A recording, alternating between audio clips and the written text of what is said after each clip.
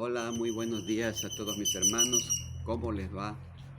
Sean bienvenidos este día, este precioso domingo, a una nueva, eh, a una nueva prédica, una nueva enseñanza de la palabra de Dios.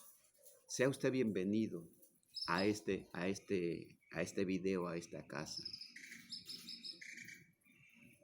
Dígale al Señor, dígale al Espíritu Santo, ven a esta casa. Ven y posa en este lugar. Esa casa es tu casa de oración. Es una casa muy particular, que es tu casa. Todo tu ser, tanto el espíritu, el alma como el cuerpo, son el tabernáculo de Dios. El tabernáculo de Dios eres tú. Esa casa de oración eres tú. Por eso, dile a toda la gente y dile al Espíritu Santo, ven a esta casa, ven a este lugar para que todo lo que tú hagas en esta casa es algo maravilloso y precioso. Gracias, hermanos, por estar aquí nuevamente conmigo en este tiempo, en este momento, este domingo 26 de julio del 2020, el cual ha sido un mes maravilloso, que hemos aprendido muchas cosas, pero bueno, hemos pasado por muchas experiencias, por muchas cosas con esta enfermedad del COVID-19. Sin embargo, también hemos aprendido grandes y maravillosas cosas de Dios. Vamos a irnos a la palabra de hoy. Mi querido hermano, saque su Biblia, la Reina Valera 1960, que es la que tengo yo aquí, y les traigo otra Biblia, que es la Biblia, una Biblia que se llama Biblia del lenguaje actual, que es un poquito más fácil de entender, porque recuerde usted que esta Biblia, Reina Valera, es escrita por dos españoles y entonces trae algunas palabras así españolas. Váyase a Lucas capítulo 5, verso 27. Lucas 5, 27. La bendita y santa palabra del Señor dice así. Primero voy a decir algo. Señor, que tu Santo Espíritu llegue a cada uno de los corazones de las personas que están viendo este video.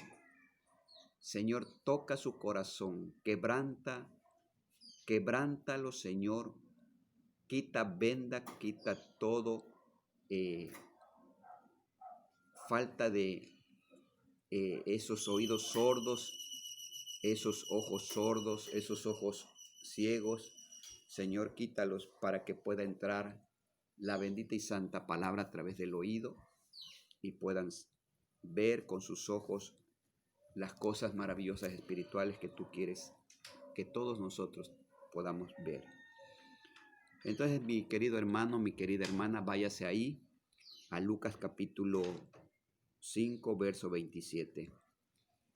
¿Ya lo tiene? Vamos a leer entonces la bendita y santa palabra del Señor. Dice así: después de estas cosas salió y vio a un publicano llamado Leví sentado al banco de los tributos públicos y le dijo: sígueme. Y dejando todo, se levantó y le siguió. Y Leví le hizo gran banquete en su casa, y había mucha compañía de publicanos y otros que estaban en la mesa con ellos. Y los escribas y los fariseos murmuraban contra los discípulos, diciendo: ¿por qué coméis y bebéis con publicanos y pecadores? Respondiendo Jesús les dijo: los que están sanos no tienen necesidad de médico, sino los enfermos. No he venido a llamar a justos, sino a pecadores al arrepentimiento. Padre, te damos gracias por esta hermosa palabra que sé que va a caer en muchos corazones que están viendo este video. Ahí, Señor, en cada uno de sus hogares, en cada uno de esos lugares que están ahorita ellos ahí confinados por esta pandemia, Señor, y sé que la palabra tuya cae sobre ellos y los vas a cambiar y los vas a transformar. Mi querido hermano, mi querida hermana, esta lectura bíblica también está en Mateo capítulo 9 y está en Marcos capítulo 2 y el verso 13. Los tres evangelios, tanto Mateo, Marcos y Lucas, lo tienen registrado.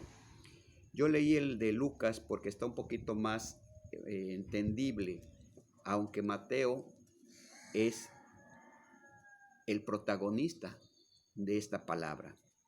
Mateo, hermano, el que escribe el libro de Mateo, era ese del que estamos hablando aquí. Ese Mateo publicano que se encontraba ahí, dice que después de estas cosas salió y vio a un publicano llamado Leví sentado al banco de los tributos públicos y le dijo, sígueme. Y el 28 dice, y dejando todo se levantó y le siguió. Ese publicano, hermano, ese publicano es el que hizo el libro de Mateo, el primer libro del Nuevo Testamento, y se cree que fue el primer libro que fue escrito por parte de Mateo. Usted recuerda que el domingo pasado le hablaba yo acerca de los publicanos, y Mateo era un publicano, un cobrador de impuestos en Cafarnaúm o Capernaúm, ahí en la región de Galilea, porque ahí fue donde Jesús empezó su ministerio. Y los publicanos, le vuelvo a repetir, eran gente, hermanos, que cobraba los impuestos a los romanos y se enriquecían ellos cobrando los impuestos de su propio pueblo. A manera engañosa, recogían cantidades excesivas. Es probable que hayan sido muy adinerados, ya que ahí en Lucas dice que organizó un gran banquete en su casa para que Jesús, dice, y aparte había mucha gente, mucha compañía de publicanos y gente pecadora. O sea, se cree que Mateo era gente que tenía dinero. Como los publicanos, te vuelvo a repetir, eran gente despreciada por el mismo pueblo, que los desconocía porque era gente de ellos, pero al mismo tiempo eran los que iban a hostigarlos, a engañarlos, a exigirles, y les cobraban no tan solo los impuestos que les exigían los romanos, sino que se valían de muchas tretas, de muchos engaños, para obtener también ellos beneficio. Entonces, la élite religiosa tenía a los publicanos como la gente más baja. Se creía que cuando un fariseo, un saduceo o un escriba estaba con algún publicano, hasta se contaminaba de él. Por eso es que no querían nada, no tener ninguna relación con los publicanos. Lo veían como uno de los pecadores más grandes que pudieran existir, y también eran muy despreciados por el pueblo. Entonces así era Mateo. Mateo era publicano, pero este Mateo también nació en Nazaret. Entonces posiblemente también Jesús lo conocía, porque recuerde que Jesús nació en Belén, pero después se fue a vivir a Nazaret, allá en la región de Galilea, y ahí estuvo hasta que fue llamado por Dios a los 30 años de edad para llevar a cabo su ministerio. Bien, hermanos, aquí le dice que después de estas cosas salió y vio a un publicano llamado Leví sentado al banco de los tributos públicos y le dijo, sígueme. Y dejando todo se levantó y le siguió. Dice que dejando todo, hermano. O sea, dejando todo, se levantó y le siguió. Y dice que le hizo un gran banquete en su casa. Y había mucha compañía de publicanos y de otros pecadores en la mesa con él. Imagínate, hermano, que Mateo dice que le dijo, sígueme, e inmediatamente lo siguió. Y esto me recuerda cuando Elías fue a buscar a Eliseo y dice que andaba Eliseo con su yunta de bueyes y que pasó Elías y le echó su manto a Eliseo y que inmediatamente Eliseo lo siguió, sintió algo tremendo, algo hermoso, algo que no se puede descifrar cuando te llega el Espíritu Santo a tu vida. Dice que inmediatamente le dijo, déjame nada más despedirme de mis padres. Dice que fue, llevó su yunta de bueyes, con los arados hizo leña, mató los bueyes y se los dio al pueblo para que lo comieran. Y desde ese momento Eliseo dejó todo lo que tenía, todo lo que existía y siguió a Elías. Lo mismo sucedió ahorita con Mateo cuando le dijo Jesús, sígueme. Y entonces le hizo un gran banquete en su casa. Imagínese usted que usted fuera a una pandilla o a un lugar de prostitución y usted invitara a toda esa gente a comer a su casa. ¿Cómo lo verían sus vecinos? ¿Cómo lo verían su familia? ¿Cómo lo vería la gente? De seguro que lo iban a criticar. Pues lo mismo sucedió con esa reunión. Dice que los fariseos, los escribas, aquí en el 30 estoy, en el 30 dice, y los escribas y los fariseos murmuraban contra los discípulos diciendo, ¿por qué coméis y bebéis con publicanos y pecadores? En este lenguaje, en esta versión del lenguaje actual, usted también puede comprar esta Biblia un poquito más entendible porque es más en español. Puede comprar, se llama la Biblia de traducción en lenguaje actual. Letra gigante, para aquellos que ya estamos un poquito ahí faltos de la vista. Dice aquí en el 30, Jesús dice, algunos fariseos y maestros de la ley comenzaron a hablar contra los discípulos de Jesús y les dijeron, ¿por qué comen ustedes con los cobradores de impuestos y con toda esta gente mala? Dice que escuchó Jesús, hermano, muchas veces Jesús escuchaba, pero muchas veces Jesús sabía lo que pensaban los fariseos. Y dice que Jesús les respondió, los que necesitan del médico son los enfermos, no los que están sanos. Yo vine a invitar a los pecadores para que regresen a Dios, no a los que se creen buenos. Fíjese lo que le dijo, hermano. No los que se creen buenos. Dice ahí que los sanos no tienen necesidad de médico, sino los enfermos. ¿Qué le estaba diciendo Jesús allá? Que si ellos estaban sanos, que si ellos se creían bien, que ellos si se creían completos, que no les faltaba nada, entonces Jesús le dijo, yo vine a buscar a aquellos que sí necesitan, aquellos que son pecadores, aquellos que no se creen buenos, pero sí quieren ser buenos, aquellos que admiten y reconocen que necesitan la salvación. Porque te comentaba yo el domingo pasado, que todavía existimos algunas gentes que criticamos como fariseos, como saduceos, como escribas. Criticamos, hablamos, decimos de muchas gentes, ¿sí? Porque creemos que estamos ya plenos, que nos creemos más que las otras personas, ¿sí? Pero aquí dice que Jesús les estaba diciendo a ellos que Él no vino por esas gentes que se creen autosuficientes, esas gentes que se creen que no requieren nada, que están satisfechos, que no admiten, que reconocen y que necesitan de Dios. Es imposible, te quiero decir, hermano, si tú eres una persona que me estás escuchando y que conoces mucho de la palabra de Dios, te quiero decir algo. Es imposible salvar a una persona que afirma que no necesita salvación. Una persona que dice ya soy salvo, ¿sí? Como muchas personas dicen que ya son salvas, dice es imposible, ¿sí?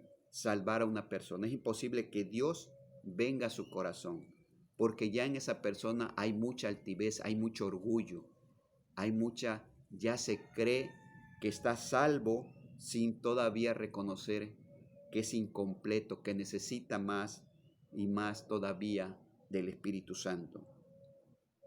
Los seguidores de Jesús, hermanos, dice aquí que eran los pobres, los rechazados, los enfermos, los pecadores, los cansados. Hay una palabra del Señor bien preciosa que dice, vengan a mí todos los que estén trabajados y cansados, que yo los haré descansar. Y yo te digo algo, hermano, cuando tú estás en la palabra del Señor, llevas una cruz grande igual que Él. Esa cruz es una lucha en tu propia mente, pero también en la población. Es una lucha en la cual tú estás luchando no contra gente, no contra las cosas de este mundo, sino contra gobernadores, contra principados, contra potestades, contra huestes de maldad. Porque eso lo dice ahí en Efesios capítulo 6, verso 12. Dice que nuestra lucha no está contra sangre ni carne, sino contra gobernadores, principados, potestades y huestes de maldad. O sea, la lucha es tremenda en la que tú y yo tenemos que estar siempre ayunando, orando todos los días, porque el ataque es terrible a nuestras vidas y a nuestras personas. Entonces, querido hermano, cuando tú no necesitas ya nada de eso, cuando tú ya no necesitas orar y crees que estás salvo, entonces te puedes llevar ahí una sorpresa. Entonces, las cadenas más difíciles que Jesús llevaba eran los fariseos, los maestros, los escribas, los que se creían unas autoridades, aquellos que se creían buenos, aquellos que se creían dignos y mejores que los demás. Mateo dejó su trabajo inmediatamente. La fuente de su riqueza la dejó su posición de seguridad y comodidad para viajar y pasar dificultades y eventualmente enfrentar el martirio. Dejó su antigua vida por una nueva vida con Jesús. Y es lo que nos está llamando nuestro Señor Jesucristo. A veces es necesario dejar tu vida antigua, la vida de una carrera desenfrenada sobre el dinero, sobre, no sé, tu trabajo, sobre ciertas situaciones, una carrera tan grande que es difícil de alcanzar. Y cuando te das cuenta, cuando empiezas a reflexionar sobre tu vida, empiezas a entender que lo principal era tu vida espiritual, que lo principal era tu relación con Dios. Cuando tú quieres sabiduría, tú realmente quieres una sabiduría. Dice que cuando tú pides la sabiduría, viene cuando tú empiezas a tener temor de nuestro Señor. Es cuando empieza la sabiduría. Y todo aquel que empieza a tener temor de Dios es cuando le revela a Dios esa sabiduría. Imagínate un publicano, Mateo, mi querido hermano. Te di un ejemplo la vez pasada sobre María Magdalena. Te di un ejemplo sobre Saulo de Tarso, que se convirtió en Pablo. Imagínate a Pablo, que hizo varias iglesias, predicó el evangelio, hizo 5 epístolas que son reconocidas aquí en el Nuevo Testamento. Mateo es el primer libro del Nuevo Testamento, o sea, un publicano que es reconocido eternamente porque escribió el libro de Mateo? Quiero decirte que los publicanos tenían que saber bien escribir, tenían que saber leer y tenían que saber varios idiomas o dialectos de aquella región, porque comercializaban no tan solo con la gente de Judea, de Samaria, sino que también con comerciantes que venían de Grecia y hacían trueques. Ya sabe usted a qué se dedicaba él. Entonces eran hombres que tenían inteligencia, y dése usted cuenta cómo Mateo llegó a ser este libro de Mateo, que es reconocido, es el primer libro del Nuevo Testamento reconocido por un publicano. No se habla, por ejemplo, de Nicodemo, que haya hecho un libro y que haya estado en la Biblia. No se habla de de Gamaliel, que era un erudito en el Antiguo Testamento. O sea, no se habla de alguna gente preparada, se habla siempre de gente, hermano querido, en la Biblia, de gente que fue pecadora, de gente que fue de lo más vil. Tú que me estás escuchando y que estás en pecado, reconoce, arrepiéntete, sé parte de esta bendita y santa palabra. Puede ser que tú ya no participes, Dios no te utilice para hacer algo nuevo en la Biblia, porque ya la Biblia está terminada desde Génesis hasta Apocalipsis, pero puede ser que muchas cosas tú puedas hacer. Puedes ser un evangelista, puedes tener el don de profecía, puedes tener el don de maestro, en fin, puedes hacer muchas cosas, y Dios te está llamando para que tú participes y permanezcas en su reino y puedas estar eternamente con él. Mira lo que dice: y los escribas y los fariseos murmuraban contra los discípulos diciendo: ¿por qué coméis y bebéis con publicanos y pecadores? Respondiendo Jesús: los que están sanos no tienen necesidad de médico, sino los enfermos. Vamos por los enfermos, vamos por aquellos que están en las drogas, por aquellos que son violentos, por aquellas personas que están de alguna manera vendiendo su cuerpo. Vamos por aquellos pecadores, mi querido hermano. La palabra de Dios dice que cuando tú hagas una fiesta, no invites a la gente que tiene dinero, a la gente que tiene algo así, sino que invita a la gente que no tenga dinero, a la gente que sabes tú que no te va a regresar, a retribuir, como hacen los políticos, como hace la gente, que hacen alguna fiesta porque tienen o van a obtener un beneficio. No, tú haces una fiesta para los pobres, para los que no tienen. Ve y sal a la gente. Ve, he visto testimonios acerca de gente que anda tomando y que son recogidos y que después llegan a ser unos grandes hombres de Dios. Bien, hay que ir por esos enfermos, mi querido hermano. Y también sé que tú y yo necesitamos seguir curándonos, seguir transformando nuestras vidas, seguir buscando la mente de Cristo para que podamos ser gratos a su bendita y santa presencia. Entonces termino en esto diciendo: no he venido a llamar a los justos, sino a los pecadores, al arrepentimiento.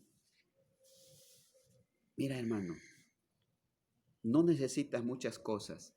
Si usted me acompaña a Miqueas capítulo 6, váyase ahí a Miqueas. Miqueas está un poquito antes del Nuevo Testamento. Búsquelo con cuidado porque ahí están varios ahí muy pegados. Está Miqueas, está Zacarías, está antes de Zacarías, está antes de Nun, perdón. Son muchos libritos del Antiguo Testamento ya al final de su Biblia, y busque a Miqueas. Miqueas me gusta en este capítulo, en este verso, porque ve lo que dice. Miqueas capítulo 6, verso, vamos a leer del 6 al 8. ¿Ya lo tienes? Miqueas, si no lo tienes, Búscalo allá. Miqueas 6, capítulo 6, verso 6 dice, ¿por qué me presentaré ante Jehová y adoraré al Dios Altísimo? Me presentaré ante él con holocaustos, con becerros de un año. ¿Se agradará Jehová de millares de carneros o de 10,000 arroyos de aceite? ¿Daré mi primogénito por mi rebelión, el fruto de mis entrañas, por el pecado de mi alma? Le dice en el 8, oh hombre, él te ha declarado lo que es bueno. ¿Y qué pide Jehová de ti? Solamente hacer justicia, amar y amar misericordia y humillarte ante su Dios. O sea, hermano, mucha gente puede estar pensando que a través de un gran ministerio, que a través de una gran religión, que a través de muchas cosas que él pueda estar haciendo, como hacían los fariseos, hermano, como hacían los saduceos, como hacían los escribas, ellos creyendo que hacían muchas cosas, ¿sí?, que estaban en el camino correcto, pero eran muy hipócritas. Se vestían de una manera tan elegante, pero le dije a usted que Jesús les dijo que eran sepulcros blanqueados, porque por fuera se veían muy hermosos, muy bonitos, pero por dentro, dentro de la tumba, estaban llenos de huesos secos, podridos, con olor terriblemente hediondo, ¿sí?, que así los veía el Señor Jesucristo por su manera de actuar. No seamos fariseos, no seamos saduceos, no seamos escribas. 3 cosas te pide el Señor. Esas es muy importante que te lo tomes en cuenta, que lo grabes en tu corazón. 3 cosas dice ahí en Miqueas. Primero, ser justos, lo más justo que puedas con todas las cosas que hagas. Lo más justo que se pueda. Segundo, ser bondadoso con los débiles o los que menos tienen. O sea, tratar a todos por igual. No porque alguna persona sea muy rica, tú le ofrezcas una cantidad enorme en tu casa, lo estés invitando, le estés ofreciendo grandes manjares, grandes banquetes, y llega un pobre a pedirte algo y le das una patada por detrás. O le das ahí unas tortillas frías, o le das algo así. Hay que tratar a todos por igual, porque todos son seres de Dios. Hay que tener, dice aquí, ser bondadoso con los débiles o con los que menos tienen, porque esa es una de las cosas que le agrada al Señor. Y la otra, amar al único Dios verdadero, al único Dios verdadero. Amar con todo tu corazón a nuestro Señor. Ya te dije cuántos nombres tiene Jehová de los ejércitos. Jehová tiene muchos nombres y que algunos que saben del nombre poderoso de Dios ni siquiera se atreven a pronunciarlo, y que nosotros lo pronunciamos muy fácilmente como Yahvé, Yahweh, Jehová, Adonai, Elohim, Shaddai. Si ese es el gran Dios, el Dios poderoso. En el libro de Enoc habla sobre el anciano de días, sobre el anciano de días, sobre diferentes nombres tan preciosos del Todopoderoso. Por eso yo te digo, mi querido hermano, la Biblia, aquí no aparecen nombres de fariseos, saduceos y escribas.